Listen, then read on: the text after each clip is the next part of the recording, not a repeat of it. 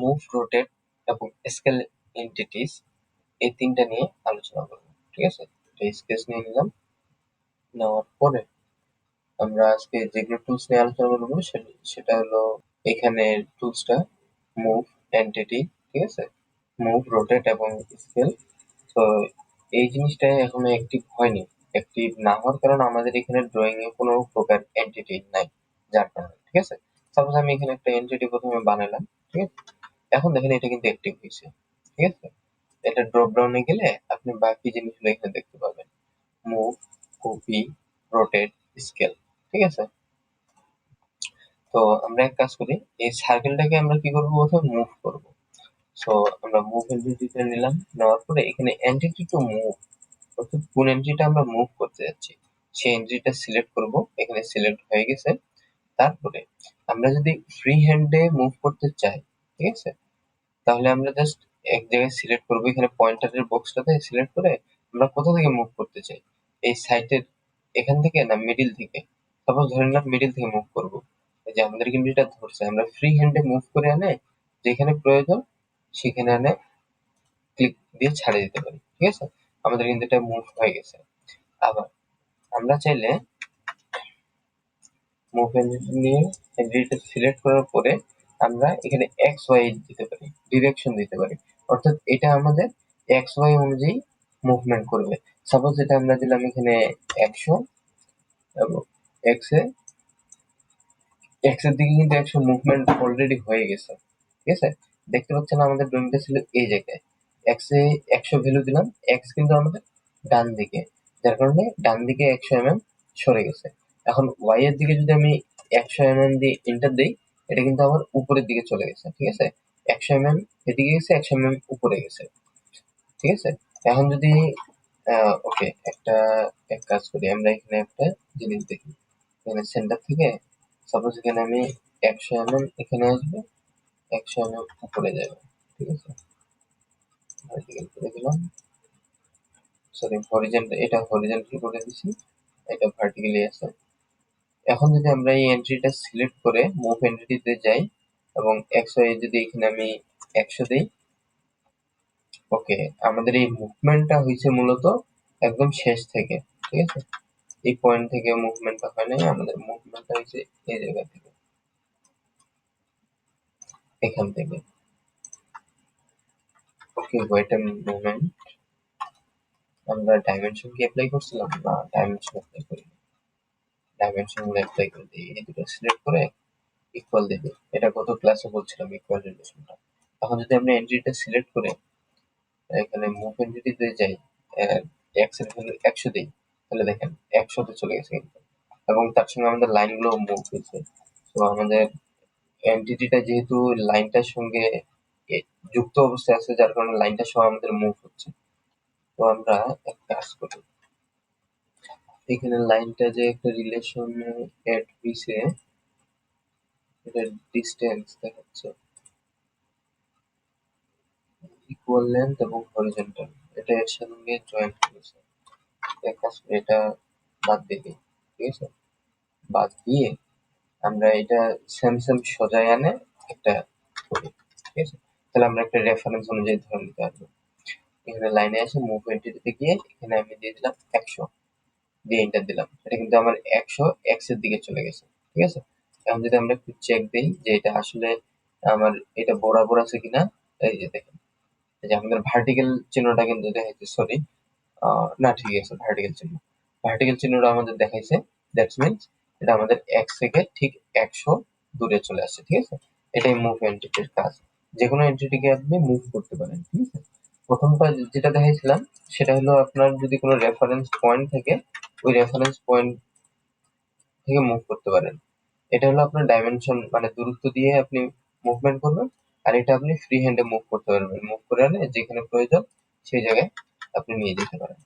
এটা হলো মুভ এন্টিটির কাজ। এরপরে মুভের মতো কপি, সেম জিনিস। ঠিক আছে, মুভের পরে কপি, জাস্ট সিলেক্ট করলাম, করার পরে ফ্রি হ্যান্ডে নিতে গেলে এখান থেকে ধরে এই পয়েন্টার সিলেক্ট করে নিতে হবে, বক্সটা এখান থেকে ক্লিক করে এখানে একটা কপি, আমাদের কপি কিন্তু হয়ে গেছে। ঠিক আছে, আবার এখান থেকে কপি এন্ট্রিতে গিয়ে এটা সিলেক্ট করলাম, এই জায়গায় সিলেক্ট করলাম, করার পরে কোন দিকে থেকে কপি করবো, এখান থেকে কপি করে এটা এখানে আনতে দেবো। এটা হলো আমাদের কপি করা। ঠিক আছে, এগুলো আহামরি কঠিন কিছুই না, সিম্পল জিনিস এগুলো। এখন একটা কাজ করি, এই রেক্ট্যাঙ্গেলটা, ঠিক আছে, এটাকে আমরা করবো এখন রোটেট। ঠিক আছে, আমরা প্রথমে এন্ট্রিটা সিলেক্ট করে নেবো, এগুলো কিন্তু প্রায় সবগুলোই সেম। ঠিক আছে, এই সাইডে যেগুলো দেখতেছেন এগুলো সেম আছে। এখন আমরা রোটেট করব, রোটেট করার জন্য এন্টিটি গুলো সিলেক্ট করলাম, করার পরে আমরা কোথা থেকে রোটেট করবো, একটা পয়েন্টার সিলেক্ট করে দিতে হবে। সাপোজ এই পয়েন্টটা থেকে, এই কর্নার থেকে আমরা রোটেট করব। ঠিক আছে, এই কর্নারটাতে সিলেক্ট করলাম। এখন রোটেট অ্যাঙ্গেল কতটুকু রোটেট করবো, সাপোজ 15 ডিগ্রি রোটেট করবো, 15 ডিগ্রি দিলাম, দিয়ে বাইরে ক্লিক করলে আমাদের কিন্তু এটা রোটেট হয়ে গেছে। ঠিক আছে, এটা ওকে করলাম। এখন আমরা একটু চেক দিই যে আমাদের এটা আসলে কি 15 ডিগ্রি রোটেট হয়েছে কিনা। কনস্ট্রাকশন লাইন করে দিলাম, স্মার্ট ডাইমেনশন নিয়ে এই লাইন এবং এই লাইন সিলেক্ট করলে এই যে দেখেন আমাদের 15 ডিগ্রি চলে আসছে কিন্তু। ঠিক আছে, তো এটা হলো রোটেটের কাজ। এগুলো আসলে আহামরি কঠিন কিছুই না, সিম্পল জিনিস, যেহেতু আমরা আগেই অনেক কিছু জানে গেছি। তো এগুলো জাস্ট একটু ওভারভিউ দেখলেই ওকে, আমাদের সেরকম আর কিছু দরকার নেই। আমরা যেগুলো ডাইমেনশনটা অ্যাপ্লাই করতেছি, রিলেশন অ্যাপ্লাই করতেছি, সেগুলো আমরা আগেই দেখছি। ঠিক আছে, 100 100 একটা বক্স ক্রিয়েট করে নিলাম। ঠিক আছে, এখন আমরা এখান থেকে একটা টুলস দেখবো, লাস্ট এটা আমাদের স্কেল এন্টিটি। এখানেও সেম, এন্টিটি গুলো আমাদেরকে সিলেক্ট করে নিতে হবে প্রথমে, তারপর একটা পয়েন্ট সিলেক্ট করতে হবে, এই পয়েন্ট অনুযায়ী স্কেল হবে। ঠিক আছে, এই পয়েন্ট সিলেক্ট করলাম। এখন স্কেল আমাদের কতটুকু স্কেল হবে, বর্তমানে যে রেশিওটা আছে এটা হলো 1। ঠিক আছে, ডিফল্ট হলো 1। আপনি যদি 1.5 দেন, দিয়ে ইন্টার দেন, ঠিক আছে, এখানে একটা কপি কপি করে নেই, মানে আমাদের প্রিভিয়াসটা থাকবে, নতুন একটা ক্রিয়েট হবে, ওটাও থাকবে, মানে আমাদের দুইটা থাকবে, পুরাতন ফাইলও থাকবে এবং নতুন ফাইলও থাকবে। ঠিক আছে, সেজন্য কপি দিলাম। দেওয়ার পরে আমরা কয়টা চাচ্ছি, একবার স্কেল করতে চাচ্ছি না দুইবার। যদি দুইবার দেই তাহলে, সরি, যদি দুই দেই হবে কি দুইবার, না দুইবার হবে না, আহ, দুইবার হবে না, একবারই হবে সম্ভবত। কারণ আমি এখানে যখন সংখ্যা দিচ্ছি এটা নিচ্ছে না, জানি না কেন নিচ্ছে না, অপশন দিছে স্কেল করার, বাট হচ্ছে না। সাত দিই দেখি, প্রিভিউ একবার দিচ্ছে, বাট অটোমেটিক আবার কমে যাচ্ছে, 1 হয়ে যাচ্ছে, 7 থেকে আবার 1 এ চলে যাচ্ছে। আচ্ছা, না হোক, ওটা আমাদের বিষয় না, আমাদের স্কেল করার করার দরকার হলে একবারেই প্রয়োজন হবে। তো এখন যদি আমি ওকে দেই, এখন যদি আমরা ডাইমেনশনটা একটু চেক করি, আমাদের আগে ডাইমেনশন ছিল 100, এখন আমাদের ডাইমেনশন কত হচ্ছে, আমি আপনাদেরকে বলে দিচ্ছি। এখন আমাদের ডাইমেনশনটা কিন্তু বাড়ে যাবে আগের থেকে। ঠিক আছে, এই যে 150 হয়ে গেছে। এখন 150 কেমন করে হলো, আমাদের ছিল 100, হইলো আমাদের 150, বাড়ছে কত, 50 বাড়ছে। তো স্কেলের ক্ষেত্রে আমরা যেটা 1 থাকে, ঠিক আছে, এটা হলো আমাদের ডিফল্ট। ঠিক আছে, আমাদের যে ড্রয়িংটা থাকে সেই ড্রয়িংটাই হলো, সেই ড্রয়িং এর স্কেল হলো আমাদের 1। এখন 1 থেকে আমরা যত বাড়াবো আমাদের স্কেল সেই রেশিও অনুযায়ী বাড়বে। ঠিক আছে, 1.1 যদি দিতাম আমরা, এখানে যদি আমরা স্কেলটাকে সিলেক্ট করে এন্টিটি গুলো নেই, এখানে যদি আমরা পয়েন্টটা সিলেক্ট করে নিই, এখানে আমরা যদি 1.1 দিই তাহলে আমাদের কিন্তু স্কেল হবে 110। ঠিক আছে, মানে 1 বলতে 10% কে ধরা হচ্ছে এখানে। ঠিক আছে, এখন দেখবেন এখানে 10 কিন্তু বাড়ে যাবে, এই যে 110। ঠিক আছে, 110% হলো 10। ঠিক আছে, আর যদি আমরা এই স্কেলটাকে একটু কোনো জেদ দিয়ে দিই, সিলেক্ট করলাম, করার পরে এখানে গিয়ে স্কেলটাকে আমরা যদি 1.3 দেই তাহলে আমাদের বাড়বে কত, 30% বাড়বে। 30% বাড়লে হবে আমাদের ডাইমেনশনটা 130। ঠিক আছে, ওকে দিয়ে দিলাম, ওকে দিয়ে দিই এখান থেকে। ওকে, মেবি আমাদের, সরি, আমরা পয়েন্ট তো সিলেক্ট করিনি, যার কারণে এটা আমাদের অন্যদিকে গেছে। স্কেলে গিয়ে এখানে অবশ্যই পয়েন্টটা সিলেক্ট করে দিব।